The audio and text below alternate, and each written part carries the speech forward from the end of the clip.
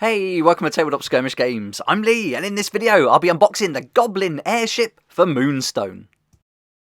I've really been looking forward to this one, the Goblin Airship. This is my favourite model, and this is what really attracted me to Moonstone in the first place, and why I cover it so much on the channel. When I saw this model, I'm like, I've got to get involved in this and give Moonstone a go, and I'm so glad I reached out to the team at Goblin King Games, and thanks to them for sending this out for me to share with you. I've had it a while, but now it's time to unleash this on the tabletop, as in this video I'll get out the box, give you a good close-up look at all the contents, get the model built. I'll go through how to get it fixed to the stand to keep it nice and safe and secure as well. So let's get started, and here we go then.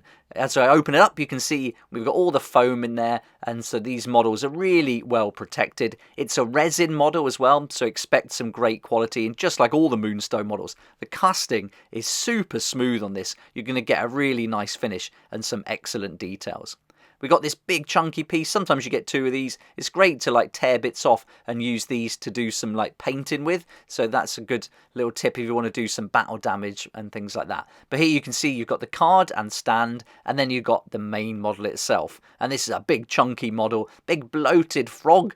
It's got so much character, and I know I said this is my favourite model. I think all the Moonstone models are my favourite. They're so good, but this one really does stand out. It is excellent, and the googly eyes just make it all the better. But you can see you've got some building to do with this one. Some of the models come just in one piece, sometimes two, sometimes a few more, and this guy has got a few more pieces to assemble than some of the other models we've gone through so far in the series. But you can see it's quite a big model, this one. Really crisp. The casting is excellent. A little bit of trimming to do underneath, but otherwise the connections are dead smooth. This is the face part which is going to go in there. So we're going to pop that in. A little bit of trimming to do to get these to butt up nicely. But even there, you can see that gap's fine. Nothing wrong with that whatsoever. But those eyes, just brilliant. What a load of character you're getting from this. All the little details are fantastic. He's got the plaster there on the side. And yeah, the harness, really cool. And then here underneath we've got the carriage, where we've got a little goblin who's going to be firing a gun. And in your game, this is going to fly around and give you some fire support, which is a really fun aspect to it. I can't wait to get this one out. I've been playing the humans a lot for part of the Commonwealth, but now I want to go back and dive in to the Dominion a bit more. But here you can see underneath, we'll just take that round piece off, and then you've got the connectors in there so you can line it up, and you know you're going to get it in the right place then. So we trim that bit off, and then we'll be good to go. But very nice, big chunky model, which is always cool. And it's really nice to have such a mix of different models in your troop as well. And this one's going to be really fun to add to it. I love the webbed feet that come with this. Just the toes are brilliant. And you can see the larger one, that's going to go on the back. The two smaller ones are his front arms. And we've got another big foot, as you'll see. It just fell off the sprue when I took it out of the pack there as well. But very nice and crisp. And here's some of the additional, there's the extra foot actually. Let's get in close, let's have a look at those webs. You can see all the little creases on there, and even the little footprint underneath, the little crinkles, just really make this a joy to paint.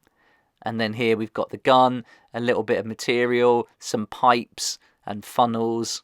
And we'll be assembling this with super glue, and once it's assembled I'll be giving it a really good scrub in hot soapy water so that the paint adheres to it, and that's definitely a good thing to do with these Moonstone models. You're also going to get the card as well. This is going to give you all the stats on there, everything it can do. You've got the base, and then you've got this plastic stand. That'll pop in there. And you don't have to use this, as you'll see later on when we look at some of the images. There's some different ways to put this together. I probably won't use that clear base. I'll do something else. But here we've got the card for the Goblin Airship. No signature moves here. And we'll find out why later on when we go through it. But when I get these cards, the first thing I do is put a sleeve on them so they're well protected. And I just use some real simple, cheap sleeves in the most part for all the cards, in the first step at least, to get them in there. And I've got some really good quality ones that I got from Dice Smash TV for the ones that I actually play in the game. But these are the ones I use for all my cards. These are the Dragon Shield 88 by 63 mil, and these are fantastic, really cheap. You get 100 in a box, perfect for all the different cards, especially the melee cards as well, and the arcane cards, so you'll be shuffling a lot. Alright, now I've built the model, so here he is, the Goblin Airship. or fully complete, and I've left that glue really set, so I use super glue, and I found the Loctite super glue power gel works really well with this particular resin, and it sets quite quickly, but it's really strong and bonds well when it's in place. But doesn't it look awesome? Look at that little goblin there. All those details in that little guy are fantastic, but I just love this model. It's going to be so brilliant when it's up and painted. You can see it's not on the stand, but it does stand up. Those little horns at the bottom are really good to allow it to do that. So that's great, and we can get prepared to paint this up. And I'll be copying the artwork and also some of the images they've painted already. Here's a fantastic model that was painted by the team at Goblin King Games. Just looks brilliant. But look at the artwork. This is so cool. I'll probably be using this as my reference for sure. And I'm going to try some different styles to get this guy painted up. It's quite a big model. There's some large, smooth areas. So I'm going to have fun with it. And when I do, I'll certainly be putting a video up. So have a look for that when it comes out. But let's get back to that base and I'll show you what I'm going to do with it. So you get the round base there, and then you get this little plastic stand, and they come apart, and then you've got the little hole underneath to line them up. Now the hole isn't exactly the size. You can see it's a little bit wibbly wobbly, so you'd have to do something there to make that fit perfectly. What I'm going to do is something I've done with my Imperial Fist miniatures, and what you can do is take some magnets, and you can see I've glued one onto the stand and I've glued one under the model. I've just drilled into a little bit, and then you can store them nicely, and then when you come to play them you just pop that magnet on. Now this guy's a little bit weightier than a Space Marine, so I'm going to be using some bigger magnets. I'm going to get rid of that as well, and I want to do a theme on the base. So what I'll be doing is something very similar to what we see in the picture here, and using a big section probably of milliput or clay or something like that, or maybe even some other kind of plastic, and really fix that in place. Get it painted first and then assemble the stand and glue that in. And then before I start painting the model, I'll put the magnets in. Now these are the ones I use a lot. I'll put a link down below to Amazon where I picked them up. And these ones are a bit bigger, a bit stronger, and they're going to hold that in place. It's amazing how strong these tiny magnets can be. I'll have to drill that hole out just a little bit more, and then pop the magnet in again with some super glue.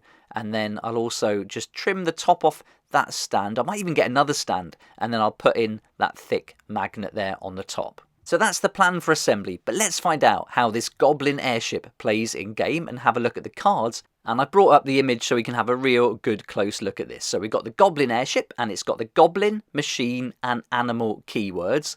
There's not going to be any melee going on here. As you'll see, it can't take part in melee, so melee and range are going to just have a dash there, no stats. The arcane is 3, and the evade is +2. It's certainly not going to float out of the way quickly, that's for sure. Let's look at the first passive ability then. This is called Up, Up and Away, and this is going to give us a lot of information here. And it tells us that this character may move freely over all terrain and other miniatures during jog and step actions, provided it does not end the move with the base overlapping any other model or barrier terrain. It cannot take the harvest action or the melee attack action. It cannot be targeted by melee attack actions either, and does not engage enemy models or become engaged by enemy models. When targeted by arcane actions, this character does not receive the benefit of cover. So there we go. This is going to stand out a lot on the battlefield. So no cover at all for this guy, but I think you're going to get the benefits from it. Being able to fly around is pretty awesome. But let's have a look at some of the other characteristics and some of the other abilities that this Goblin Airship can get up to. It comes with ramshackle armor, and this helps it reduce all non-magical damage suffered by -1. So it's going to be targeted for sure by ranged attacks. That's going to be the play here, this one. So having that ramshackle armor is certainly going to help keep it in the fight that little bit longer. It's got sticky tongue, and this is going to cost you 2 energy with a 4-inch range, and a target with an evade stat of -1 or lower suffers 1 impact damage, and is also moved 4 inches directly towards this model. You're going to be measuring from base to base here, so don't worry about the additional height, but this is really fun. You can start dragging some of those smaller ones towards you, maybe then fly off and do something else, move them in such a way that one of your friendly fighters can get stuck in too. Then we've got the ability called Pea Shooter, which I really like. It's 1 energy, 8-inch range, and the target is not modified by cover. So that's awesome. So you can imagine, again, you're floating up high so you can see down. There's no hiding from the Goblin Airship. You're looking for a green card of any value, and the target suffers X impact damage. The catastrophe on this ability is that this model suffers 2 wounds. I think this is fantastic. For only 1 energy, you're going to get a chance to use this 3 times. That's awesome, and you don't have to reload or anything like that. So you can just shoot, and that's going to do some damage as it racks up, as long as you get those green cards, of course. As far as wounds go, it's got 8 altogether, so it can take 8 damage, and it's got 3 energy. So 3 energy is pretty nice for this one. You can move around, and then you can actually get 3 shots in if you wanted to, or you can use them to step and things like that. But you are going to be a target of ranged attacks, but that doesn't tend to rack up as much as melee. Of course, it depends on who's shooting you. If Rebold's getting stuck in, you could be in trouble. But I think for the 8 wounds, that's pretty good, and with the 3 energies, I think the Goblin Airship is a really fun model to include in the troop. It's going to come on that base, which is 40mm, and then you can do whatever you like to attach the stand to it. As it can't take part in melee actions, there's no signature move here to worry about, so you can see there, as you flip the card, it just says no signature move. And there we go, that's the Goblin Airship cards, and I hope this has really given you a good idea about what this model can do, and now you've had a good close-up look at the model too. Hopefully you can decide whether or not you'd like to add this to your collection.